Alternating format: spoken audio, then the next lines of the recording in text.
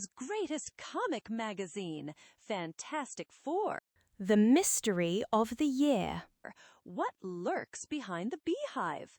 To save Alicia, the fabulous FF must solve the deadly riddle of what lurks behind the beehive. That's strange. Alicia isn't here. But why would she leave her front door unlocked when she went out? She probably just went shopping. I'm sure she'll be back soon. Nuts! I bring the two of you with me to tell her that I had to break our date yesterday on account of us fightin' that blasted Cree, and now she ain't even here to listen to my ever-lovin' alibi. A strange way to start an action-filled mystery epic? Just wait, faithful one. The excitement's just ahead. To Ben, it was only yesterday, but to us, it was a month ago, in FF number 65, remember? Specific Stan. Aided by the inking of jovial Joe Sinnott and the lettering of adorable Artie Simek, Stan, the man, Lee, and Jack, King, Kirby have done it again. But don't take our word for it. See for yourself. Hey, what if she didn't go shopping? How do I know she ain't out doing the town with some other joker? I ain't exactly got her under contract or nothing. Don't leap to conclusions, Ben. You know how that girl feels about you. Come off it, mister. With a pan like mine, how can I be sure of anything? Besides, what do you know about it? All you're good for is making them crummy serums of yours, excepting you never managed to make one that'll get me back to normal again. Look, old friend, I know how upset you are. I know how much Alicia means to. Shut up. From where I stand, you don't know nothing. Ben, how could you? Reed is your friend, your oldest, your best, your most devoted friend. Sure, I know all about it. But the one thing I don't need from him or from anyone is pay. Let him cook up a potion that'll make me human again, or else let him clam up. I only tapped him. He'll be okay. Wish I could say the same for myself, without Alicia. Don't blame him, darling. No one can really tell the agony he's enduring deep inside. I know, dear, I know. If only you could find a formula. I'll never stop trying, Sue. I never have stopped trying. I've created countless serums, but none of them would have been permanent. I never told him about most of them. I couldn't bear to disappoint him again. But someday I'll find the right one. I'll never rest till I do. But the time has come to leave Reed Richards alone with his own tortured thoughts, as we visit, for the first time, an incredibly complex structure which looms high above a rocky plateau in what is possibly the remotest spot on Earth. Its existence totally unsuspected, completely inaccessible to any normal means of travel, it stands like some grotesque, gigantic beehive, and within its uncanny, electronically controlled interior lurks one of the strangest, most startling mysteries of the century, a mystery which may soon concern us all. In the exact center of the silent structure, a series of signal lights begin to flash, and then tense, slow-moving figures cautiously emerge through a violently glowing transfer grid. It is Hamilton. He has returned, with the girl. Have no fear, Alicia. While your hand is held in mine, you are perfectly safe. Good work, Hamilton. She is just the one we wanted. Be silent, Sota. It is I who shall do the talking. Bring the girl forth, Hamilton, so that she may know who we are and why she is here. Do not alarm her, Morlack. Remember, she is blind and unprepared for all this. Of course, Shinsky, it is her very blindness that makes her so valuable to us. Welcome to the Citadel of Science, young lady. You have nothing to fear, for we are all your friends. What Morlack says is true, Alicia. We are all scientists who have retreated from the world outside to engage in an awesome, earth-shaking experiment. Your escort has been Dr. Hamilton, whose specialty is medicine. I myself am Morlack, Master of Nuclear Physics. The other two are Mr. Zota, whose field is electronics, and Professor Shinsky, the Dean of Biology and Genetics Research. I've heard of all of you. You're world famous.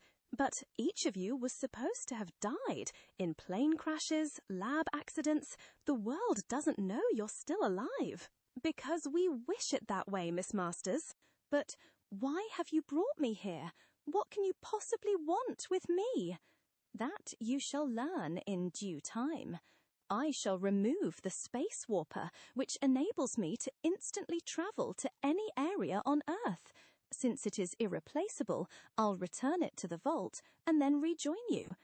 Before we explain any further, we must put you to a little test. A test? What do you mean? Atop this moving ramp, you shall find the answer. Let us go.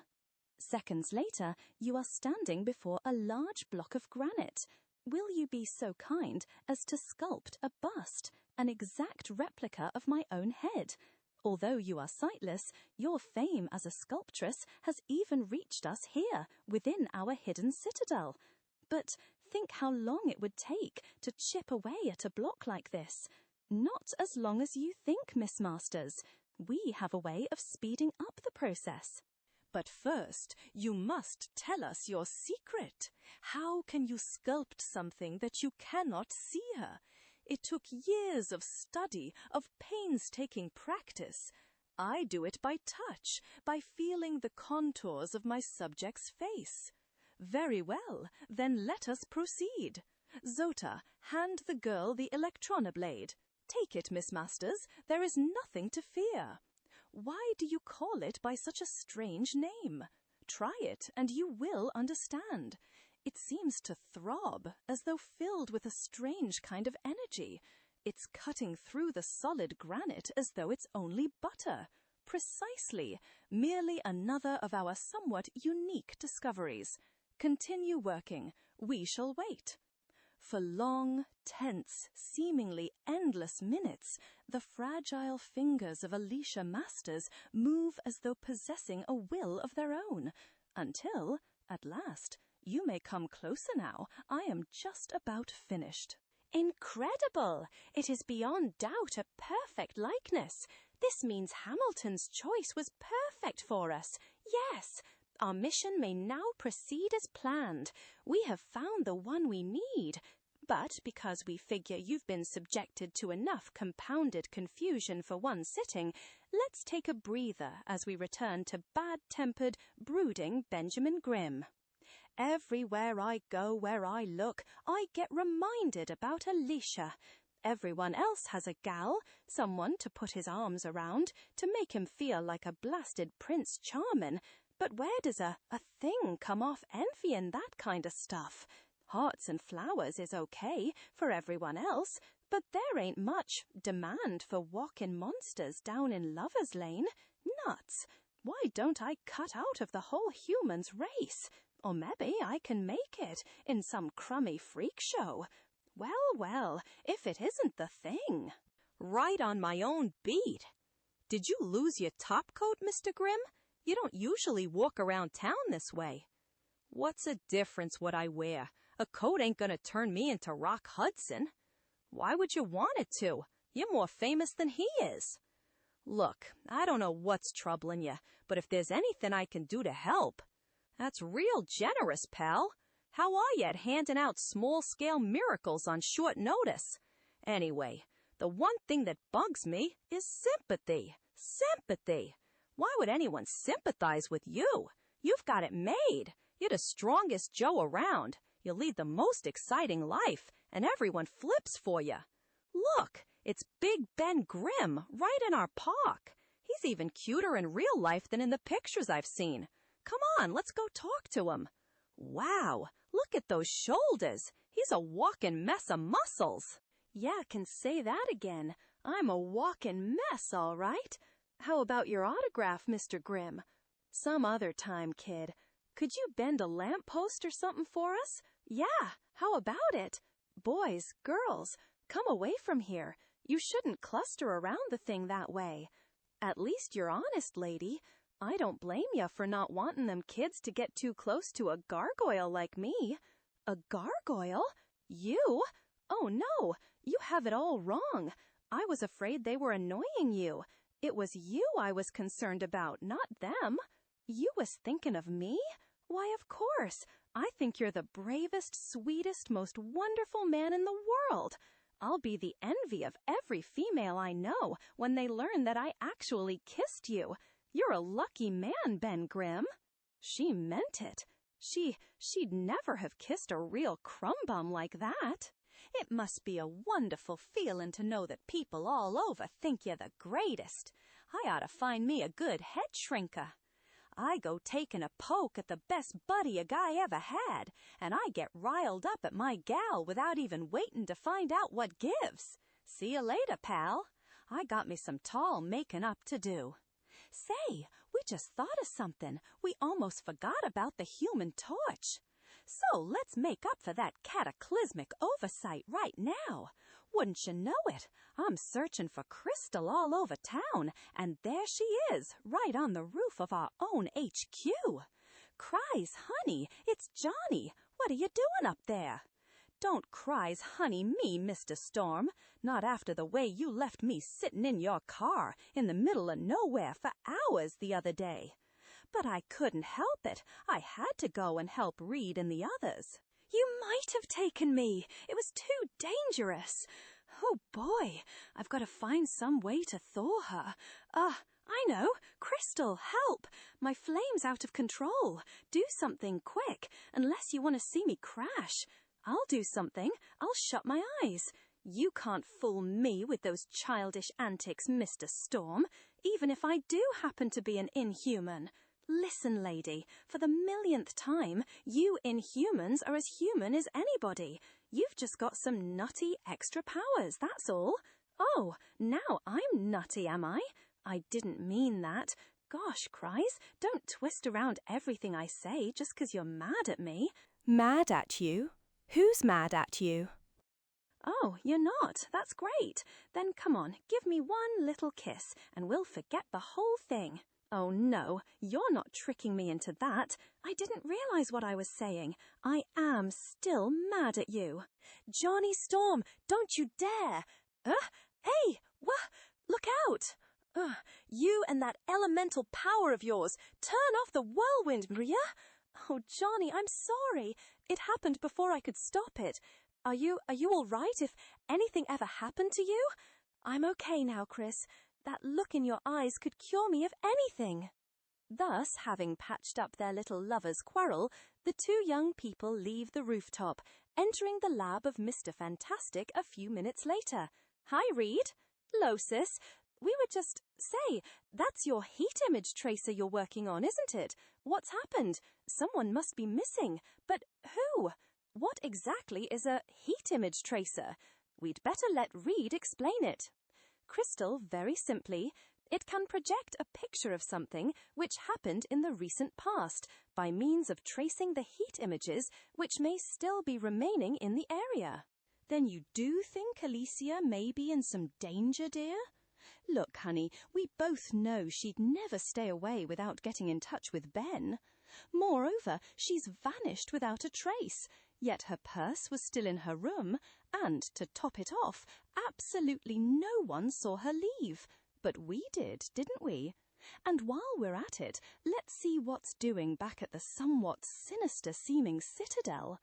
Though you do not see them, there are dedicated men all about you, each participating in the most amazing experiment of all time. But what is the experiment? And why do you need me, a blind sculptress, to assist you? Because only someone who is sightless will be able to... Wait, I hear something on the other side of the wall. It can't be him. It's too soon. But then, a split second later, utterly without any additional warning, get back. Back! Too late! He's loose again! Guards! Guards! Where are the guards? He must be stopped now while there still is time. We're done for, all of us. Nothing can stop him now. We're all doomed. I hear the guards. They're coming. There's still a chance. He's in the vicinity of Lock 41. Surround the area. Secure all safety hatches. He must not break through. The girl, is she all right? Ah, good, good. Under no circumstances must any harm come to her. Not yet. The poor child doesn't understand. We can't keep her in the dark this way, Morlack. I say we tell her the truth. We have no choice. What difference does it make? Nothing can save us now. Nothing. Shinsky, be silent, you spineless old fool. He hasn't gotten to us yet.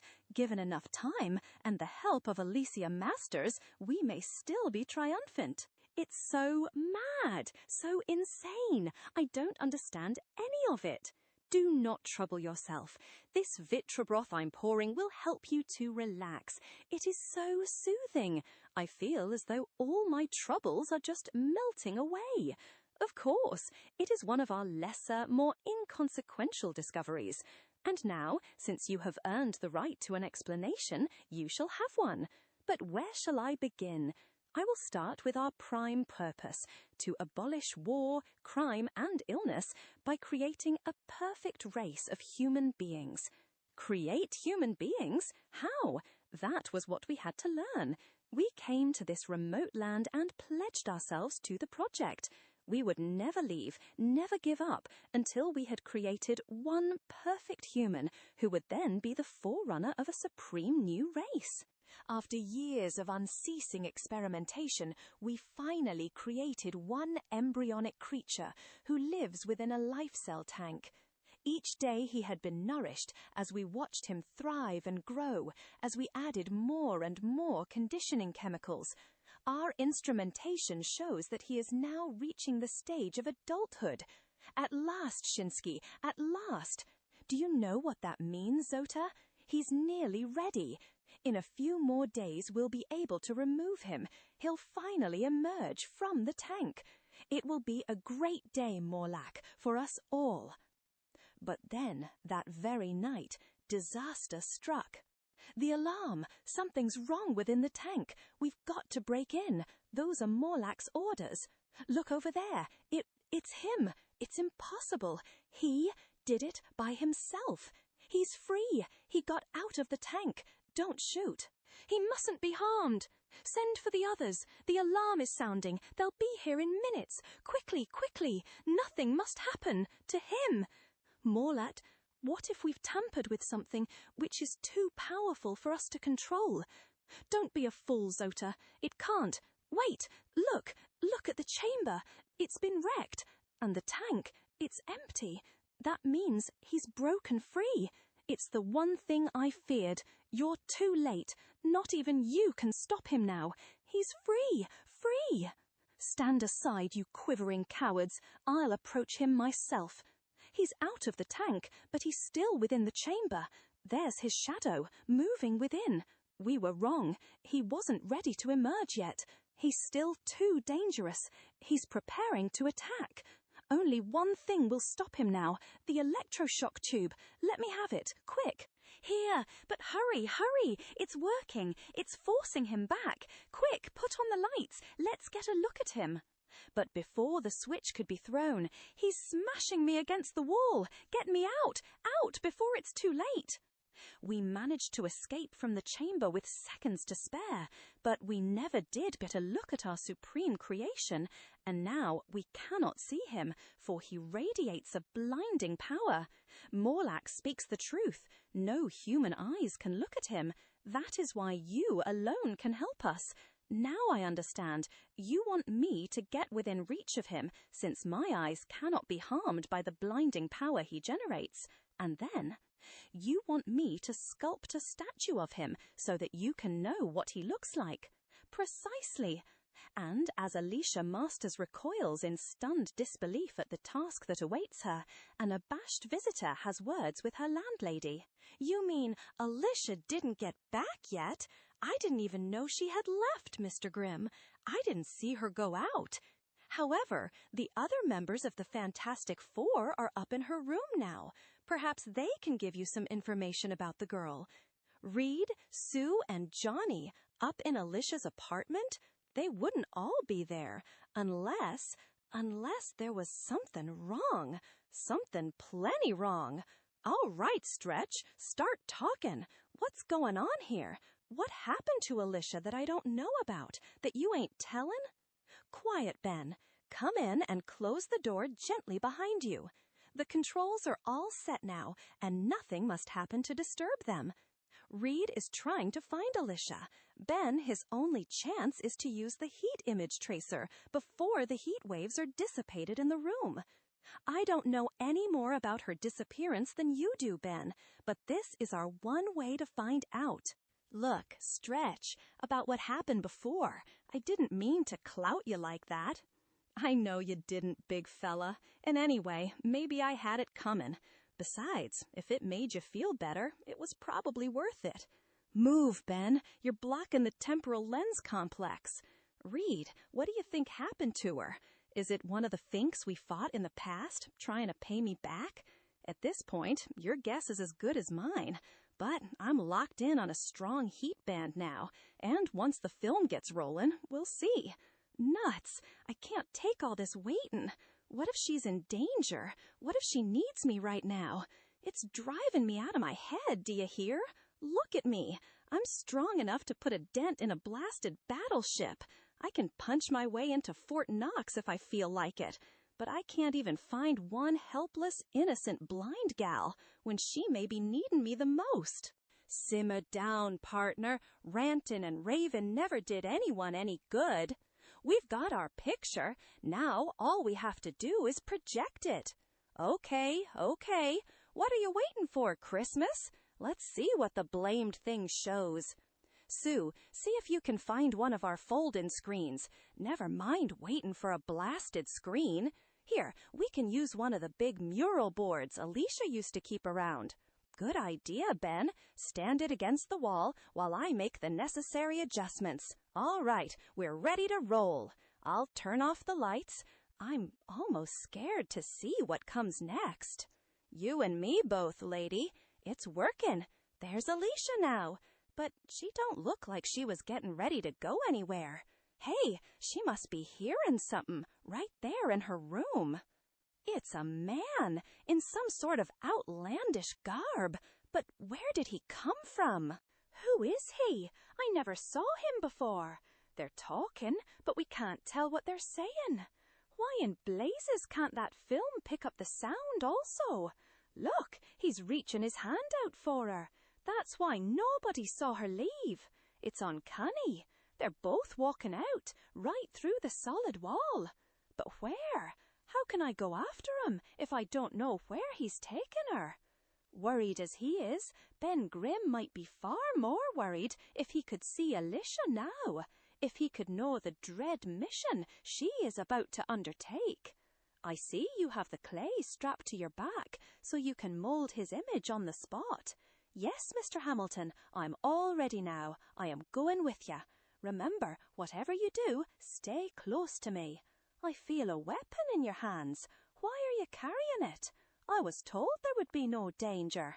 Hamilton, who gave you permission to accompany the girl? There is still much work to be done here. You cannot be spared. I don't care what you may have told Alicia. I won't permit her to go alone.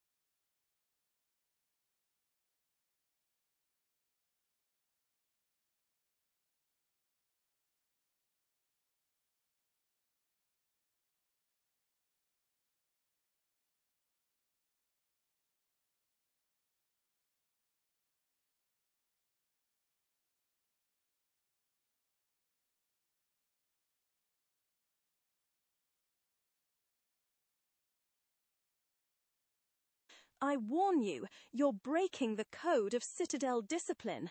I was a man before I became a scientist. Now, stand aside, all of you. Lock 41 is now open, Dr. Hamilton. You and the girl may enter. As soon as they are within, shut it, quickly. We can take no chances. Do not be afraid. Whatever happens, I'll be with you. I know there must be more, far more to all this than Morlack told me. You are right, Alicia. Morlack didn't tell the whole story. The creature we seek possesses powers which we can only guess at, powers so great that no man has even been able to see him. Stand back, quickly. A flaming barrier is shooting across the tunnel walls. It must not touch you. Even from here I can feel the stifling heat. It's his doing. He knows we're here. The flame barrier is merely a warning. But why? If he's so powerful, why should he bother to warn us? Since we don't yet know the answer to Alicia's desperate question, we might as well return to the FF once more. Reed's been in the lab for hours now, sis. Any word yet? What is Mr. Fantastic working on in there? He's still trying to find a way to locate Alicia. Does it have to take so long? Why can't he come up with something fast? Ben, dear, dear Ben, you know as well as we do how difficult the task is. You know that Reed is doing his best in there, that he won't stop for anything until he's found a way to help. Yeah, I know, Susie, of course I know. But when there's nothing for me to do, when there's no one I can clubber, I gotta let off steam somehow. Even yelling up a storm is better'n nothing. And then the lab door slowly opens as a weary voice softly intones, "If you'll all be quiet for a moment, I think I have something of interest to show you." Did you do it? Did you find her? What's this? Is this all you got to show for the time we've been cooling our heels outside your door? It's nothing but a picture of some blasted bracelet. Remember the man who led Alicia through the wall? That's an enlargement of his wrist, and of the wristband which he was wearing. I'm convinced that bracelet, as you call it, is the instrument which enabled them to penetrate the wall itself. But what do we do now?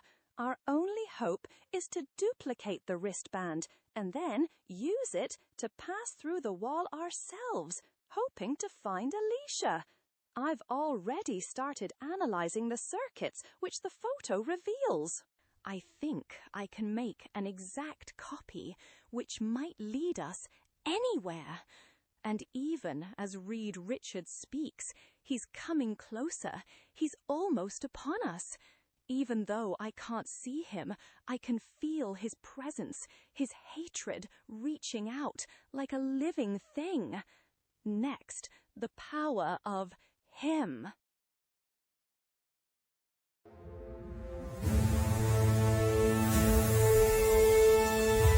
Next issue. The Fantastic Four, number 67.